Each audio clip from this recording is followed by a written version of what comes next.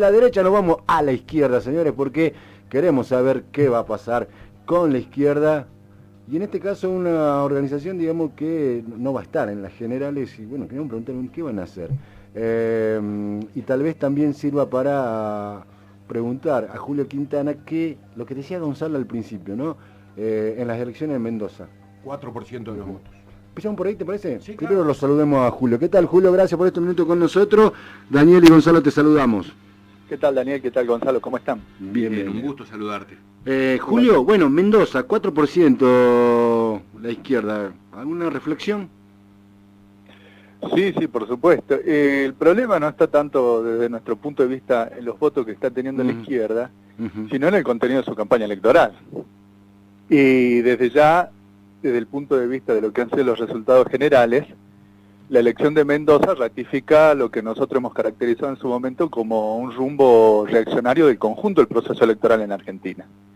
¿Por qué reaccionario? Porque lo que unifica el conjunto de los candidatos, más allá de las diferencias evidentes que hay, sobre todo entre Massa, entre Bullrich, entre Milei, es que todos vienen por un ajuste tutelado por el Fondo Monetario Internacional.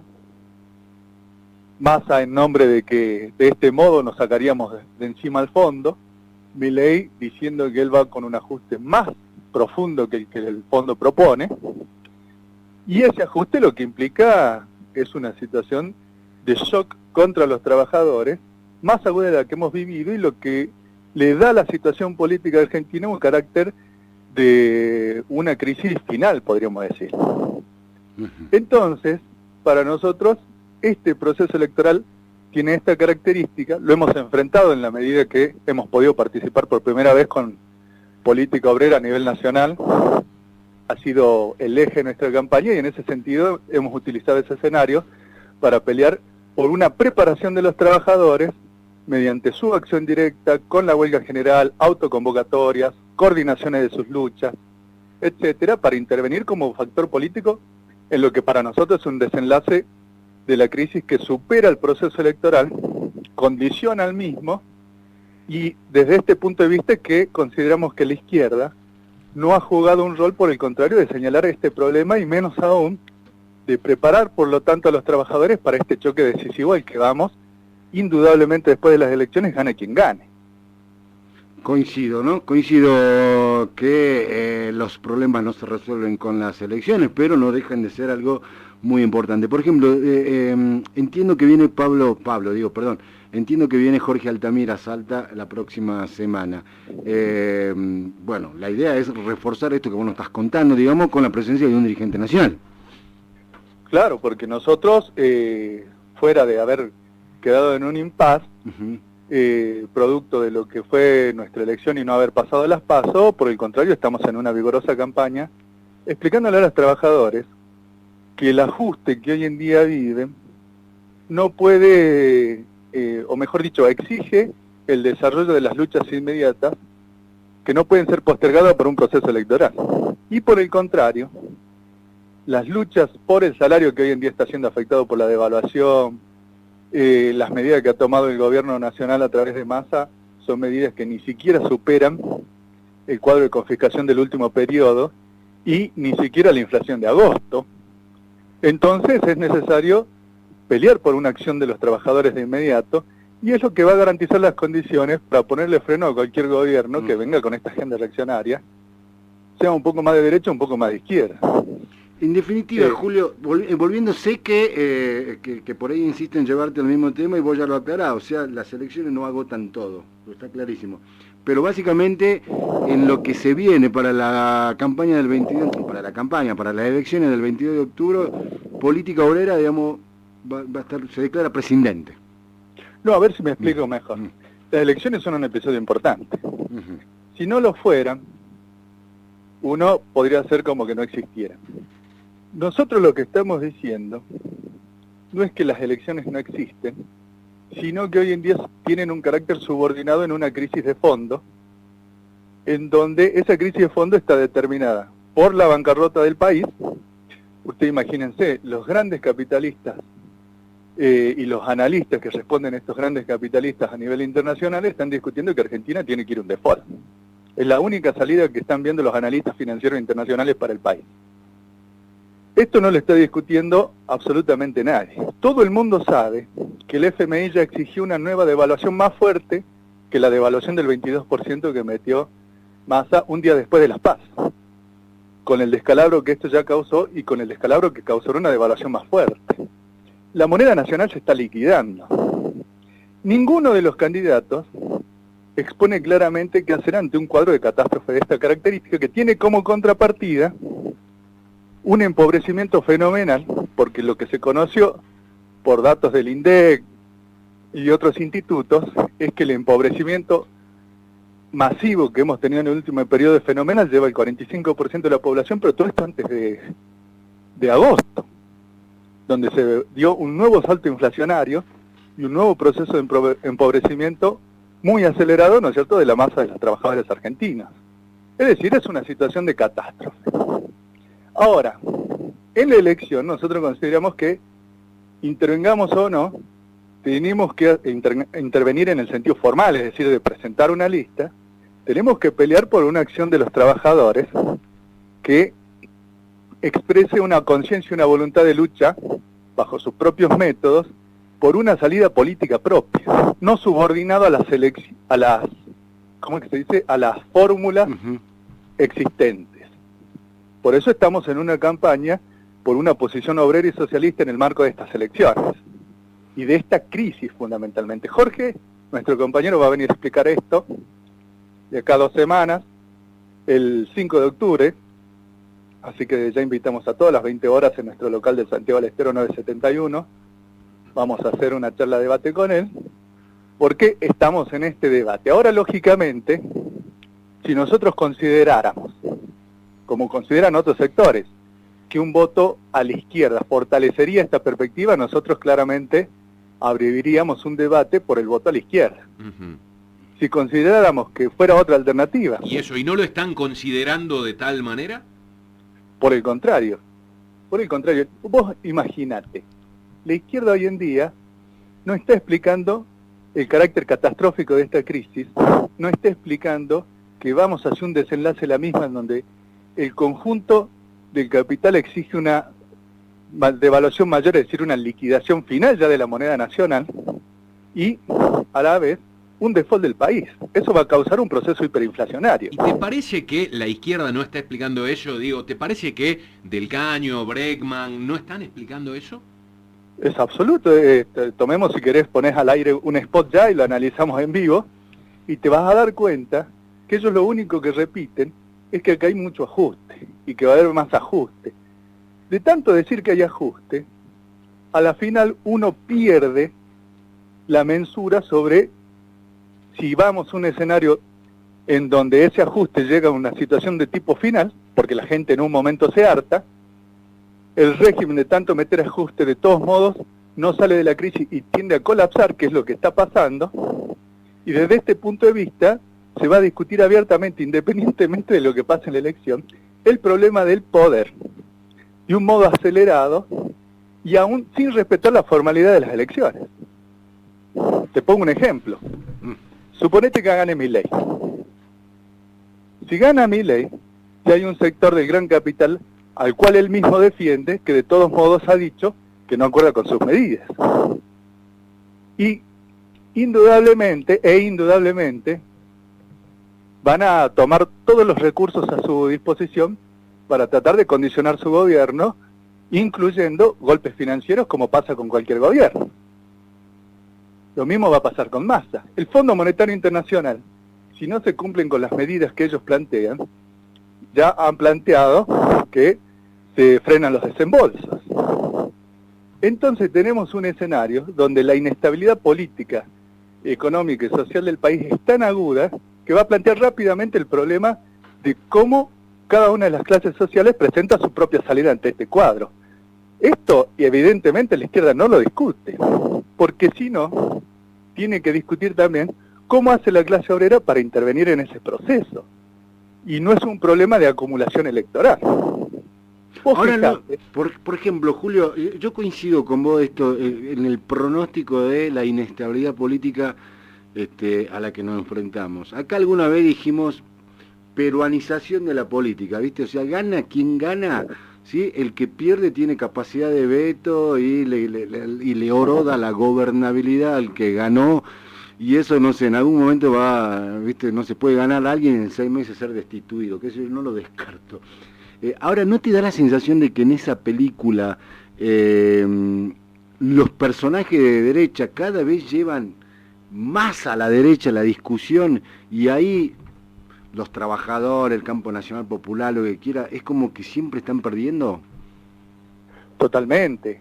Ahora, eso también tiene que ver, por una incapacidad de la izquierda, y volvemos al mismo Está punto, bien, coincido, de explicar la envergadura y el carácter de la crisis a una, ¿cómo te podríamos decir? Omitiendo, para ser liviano, los propios elementos de disposición de lucha política de la clase trabajadora. Mira, yo te comento un hecho que es muy menor, si ustedes quieren, pero significativo. En este momento, probablemente ustedes no estaban al tanto, porque no es algo que haya salido mucho en los medios, hay un paro del 100% de los trabajadores en Colonia Santa Rosa de hace más de 9 días. Lo interesante es que esos trabajadores estaban peleando en principio porque se le pague el aumento que la provincia dio al conjunto de los trabajadores estatales. Después de 7 días, 8 días de huelga, el intendente Guerra, que acaba de perder las elecciones en mayo, salió tercero o cuarto, ahora ya no me acuerdo, es decir, que fue brutalmente apabullado en esas elecciones, dice, bueno, yo les voy a pagar. Los trabajadores se reunieron en asamblea y se dieron cuenta que el pago de ese aumento, que según las cifras es del 15%, como se aplica a diciembre del año pasado, en realidad es menos del 5%. Y dijeron, tuvimos una inflación del 23% en agosto, así que ahora vamos a seguir de huelga, no importa que el gobierno lo quiera pagar, porque de todos modos no nos alcanza. ¿Se entiende? Es decir, en un proceso de lucha, trabajadores que estaban, si ustedes quieren, a la defensiva, porque peleaban no por su pliego, sino para que le paguen los que el gobierno dice que les correspondería, y un municipio no acataba el pago de esa paritaria, pasaron rápidamente bajo el cuadro de situación, y las fuerzas desplegadas en la lucha querían ir más lejos. En provincia de Buenos Aires acaba de haber un paro de 48 horas en el SUTEBA, porque lo llamaron 3 seccionales bastante pequeñas, digamos relativamente pequeñas en relación a lo que es el SUTEBA de Capital, de La Matanza, etcétera. Y se ha desatado una huelga en función de 3 sectores que han planteado una lucha consecuente contra la confiscación salarial que viven por parte de todos los gobiernos actuales. Es decir, en el caso de Provincia de Buenos Aires, el gobierno de Kicillof. Tenemos esta disposición de la clase obrera. Acá hubo rebeliones de los docentes en Salta y en Jujuy. Hay una tendencia de la clase obrera a enfrentar todo esto, y el problema es si la izquierda se juega a desatar estas fuerzas, porque la ausencia de la intervención política y de luchas importantes de la clase obrera es lo que tiende a generar una derechización del proceso político. Entonces la izquierda debería estar muy preocupada por promover y desarrollar una conciencia adecuada de los trabajadores para desenvolver esta intervención, y esta es nuestra crítica. Por el contrario, nosotros, vos fijate, todos estos elementos que vemos y llamamos a esta acción. Ahora vos, una cosa más si me permitís para que veamos los elementos concretos. Más acaba de dar una serie de concesiones a los trabajadores justamente para evitar este cuadro revulsivo en la clase obrera, tirando concesiones por aquí y por allá. Una de esas fue la eliminación del impuesto a la ganancia. Sí. Esto indudablemente mejora el salario para toda una serie de trabajadores en la industria que ya estaban discutiendo, en la gran industria sobre todo, cómo ir a una lucha por la apertura de la paritaria contra la confiscación que produjo la devaluación de agosto pasado. Ahora, bajo ese marco, la patronal de Arca de Coca-Cola de Salta aprovechó la distensión que produce una medida de esta característica para despedir ilegalmente nuevamente a 2 activistas que fueron protagonistas de la última huelga en abril. Ya habían despedido anteriormente sin causa a otro compañero. Tenemos 3 despidos en Coca-Cola. Es decir, que la patronal avanza bajo las medidas que impone el gobierno, que en principio parecen que son beneficiosas para los trabajadores, pero lo único que hacen es no compensar la confiscación del último periodo, pero sí distender una tendencia de lucha, y la patronal junto con la burocracia del Estado avanzan en ese cuadro. Esto es lo que deberíamos discutir desde la izquierda para llamar a apoyar estas luchas, desenvolverlas, denunciar las trampas que hay contra ellas y desplegar la fuerza de los trabajadores, porque esto es lo que va a evitar. El fascismo o la derecha históricamente nunca fue derrotado por un proceso electoral, sino por el desenvolvimiento y una acción histórica de la clase obrera en Francia, en Inglaterra, ¿no es cierto? Un montón de ejemplos que podríamos poner si ustedes quieren. Clarísimo, che. Bueno, entonces, de todo esto se va a debatir, bueno, entre ustedes y con la presencia de Jorge Altamira el próximo 5 de octubre, ¿verdad? Totalmente. El 5 de octubre a las 20 horas en nuestro local de Santiago del Estero 971, desde ya los invitamos a ustedes y a todos los que están escuchando el programa. Y una cosa más, de todos modos nosotros estamos abiertos al debate. Estamos en un debate por esta posición, que como verán, no es ni siquiera una posición de declararse presidente, sino de comprometernos con una acción que permita, aún en un proceso electoral donde no participamos formalmente, que los trabajadores de todos modos voten con una comprensión aguda de la crisis y bajo una lucha por una perspectiva de la huelga general, de un Congreso de Trabajadores y de una salida propia bajo un gobierno de trabajadores. Eso, en el marco de las opciones actuales, desde nuestro punto de vista, plantea un voto en blanco y no por la izquierda, que hoy en día cada vez está más adaptada al Estado, o por las variantes... Dice Javier Milei que muchas gracias, ¿no?, por esto que nos acaba de contar Julio. ¿Por qué? Y porque le están regalando el triunfo. ¿Por qué? Decime por qué. Ese es un razonamiento abstracto. Ahora, eso no pasó en el 2015.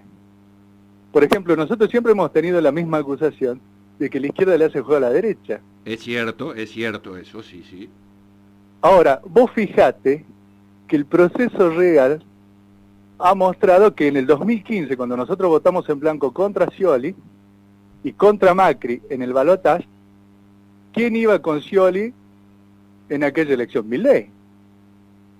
Y gran parte del funcionariado económico que se alineaba con Scioli en aquella época, hoy en día está con Milei.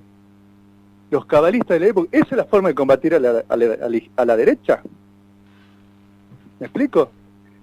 Es forma de combatir a la derecha aguantar el proceso confiscatorio que hoy el gobierno, que se autoproclama nacional y popular, lleva adelante contra la clase trabajadora, y que hoy en día ha llevado el 45% del argentino bajo la línea de la pobreza, y que probablemente sea más porque esas cifras son hasta junio. Entonces acá, la única forma de combatir a la derecha es sobre la base de la acción histórica independiente de la clase, y basta de subordinaciones con aquellos que en nombre de combatir a la derecha llevan adelante el plan de la derecha. Clarísimo, Julio, está extraordinaria esta última parte de la entrevista, queda clarísimo el posicionamiento que tienen desde Política Obrera. Seguiremos charlando a lo largo de la campaña y charlaremos cuando venga Jorge Altamira, si te parece. Sí, por supuesto, desde ya están invitados. Sé que ustedes siempre nos abren el programa, más allá de las formalidades de si somos una fuerza que compite o no en la elección, así que yo agradezco y entiendo también eso. Y por supuesto hay que debatir mucho, que es lo esencial en este momento. Te mandamos un abrazo, Julio, gracias. Un abrazo a ustedes, muchas gracias. Pasaba Julio Quintana, referente de Política Obrera. Bueno, tardó en decir...